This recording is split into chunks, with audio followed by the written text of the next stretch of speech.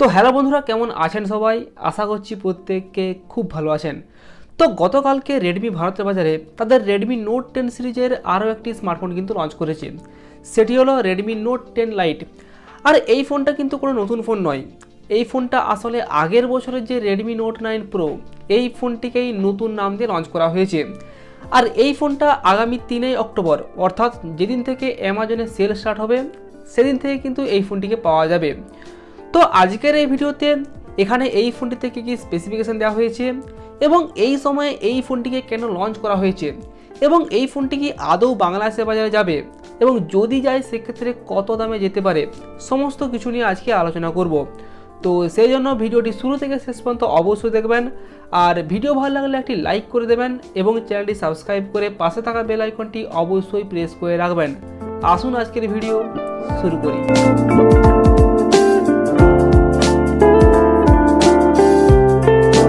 তো প্রথমে যদি আমরা এই ফোনটির ডিসপ্লে নিয়ে কথা বলি, তাহলে এখানে এই ফোনটিতে 6.67 ইঞ্চিসের একটি full HD plus IPS LCD display এখানে কিন্তু ব্যবহার করা হয়েছে।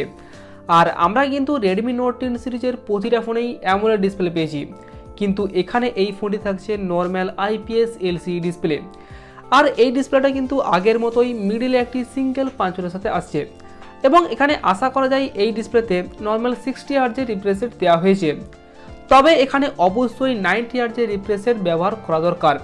তারপর এখানে ওয়াইড ভাইন L1 সাপোর্ট অবশ্যই থাকছে এবং এই ডিসপ্লেতে প্রোটেকশন হিসেবে এখানে কিন্তু গরিলা গ্লাস 5 এর প্রোটেকশন দেওয়া হয়েছে। তো ওভারঅল ডিসপ্লে স্পেসিফিকেশন এখানে কিন্তু রেডমি নোট 9 প্রোর মতোই থাকছে, কোনো রকম চেঞ্জ থাকছে না। তো এরপর ডিজাইন আর বিল্ড কোয়ালিটি।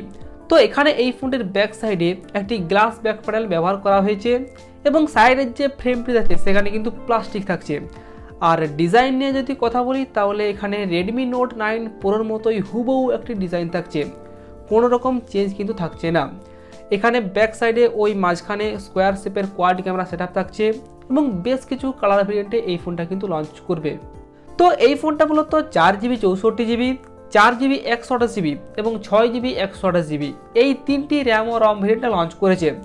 তারপর এখানে ইউএফএস 2.1 স্টোরেজ টাইপ এবং LPDDR4X র্যাম টাইপ এখানে কিন্তু ব্যবহার করা হয়েছে।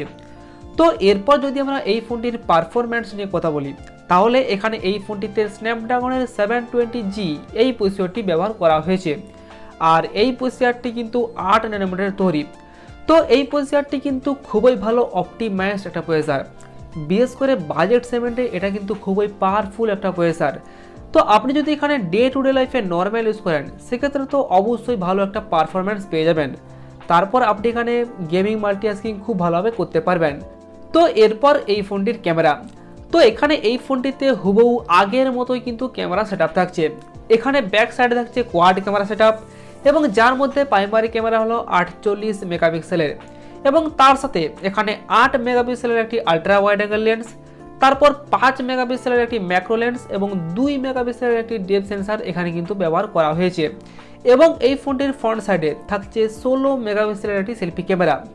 এখানে ব্যাক সাইডের ক্যামেরা দিয়ে আপ টু 4K পর্যন্ত ভিডিও রেকর্ডিং এবং ফ্রন্ট সাইডের ক্যামেরা দিয়ে আপ টু 1080p পর্যন্ত ভিডিও রেকর্ডিং করা যাবে।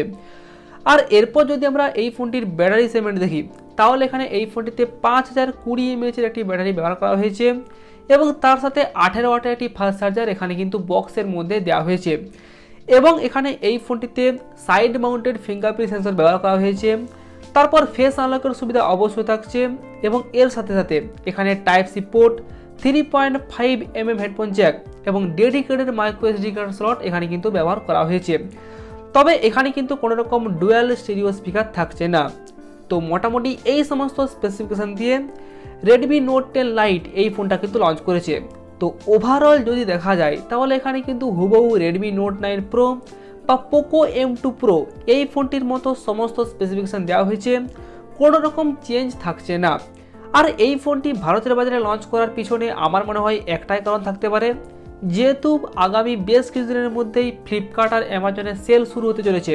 তো এই সেলে এই ফোনটিকে বিক্রি করার জন্যই হয়তো এই ফোনটিকে লঞ্চ করা হয়েছে। আর যেহেতু রেডমি নোট 9 প্রো এই ফোনটি অনেক দিন আগেই লঞ্চ করেছে, সেক্ষেত্রে ফোনটা অনেকটাই পুরনো হয়ে গেছে। তো এই সময় দাঁড়িয়ে এই ফোনটিকে তো আর কেউ কিনবে না। যদি ওই ফোনটাকেই নতুন কোনো নাম দিয়ে লঞ্চ করা হয় তাহলে হয়তো অনেকেই কিনবেন। তো এইভাবে হয়তো এই ফোনটিকে লঞ্চ করা হয়েছে। তো আমার মনে হয় এই ফোনটিকে এই মুহূর্তে ভারতের বাজারে লঞ্চ করার কোনো রকম দরকার ছিল না। তো এরপর এই ফোনটির কত দাম রাখা হয়েছে, তো এই ফোনটির বেস ভেরিয়েন্ট 4GB 64GB, ভারতের বাজারে দাম রাখা হয়েছে 14,000 রুপি। কিন্তু আপনি যদি এখানে SBI ক্রেডিট কার্ডের মাধ্যমে পেমেন্ট করেন তাহলে আপনি এখানে 1250 টাকা ছাড় পেয়ে যাবেন, অর্থাৎ এই ফোনটি আপনি কিনতে পারবেন 12,750 রুপিতে। আর আপনি যদি এখানে ভালো করে লক্ষ্য করেন তাহলে আপকামিং সেলে পোকো M2 Pro এই ফোনটির বেস ভেরিয়েন্ট 12,000 রুপিতে পাওয়া যাবে। আর এই Poco M2 Pro, Redmi Note 9 Pro এবং এই Redmi Note 10 Lite এই তিনটি ফোনেই কিন্তু একই ফোন। তো সেক্ষেত্রে আমার মনে হয় পোকো M2 Pro এই ফোনটি সব থেকে বেস্ট হবে। আর এই ফোনটা কিন্তু বাংলাদেশের বাজারে লঞ্চ নাও করতে পারে, তার কারণ যদি এই ফোনটিকে এই আপকামিং সেলকে টার্গেট করে লঞ্চ করা হয় সেক্ষেত্রে বাংলাদেশের বাজারে হয়তো এই ফোনটি লঞ্চ করবে না। তো এরপর ভবিষ্যতে যদি এই ফোনটি বাংলাদেশে লঞ্চ করে সেক্ষেত্রে আশা করা যায় 17 থেকে 18,000 টাকার প্রাইস পয়েন্টে লঞ্চ করবে। তো এই ফোনটির সম্পর্কে আপনার কি মতামত সেটি অবশ্যই কমেন্ট করে জানিয়ে দেবেন। তো এই ছিল আজকের ভিডিও। আর ভিডিও যদি ভালো লেগে থাকে তাহলে একটি লাইক করে দেবেন এবং চ্যানেলটি সাবস্ক্রাইব করে পাশে থাকা বেল আইকনটি অবশ্যই প্রেস করে রাখবেন। আসুন আজকের মতো এই পর্যন্তই, দেখা হচ্ছে পরের ভিডিওতে।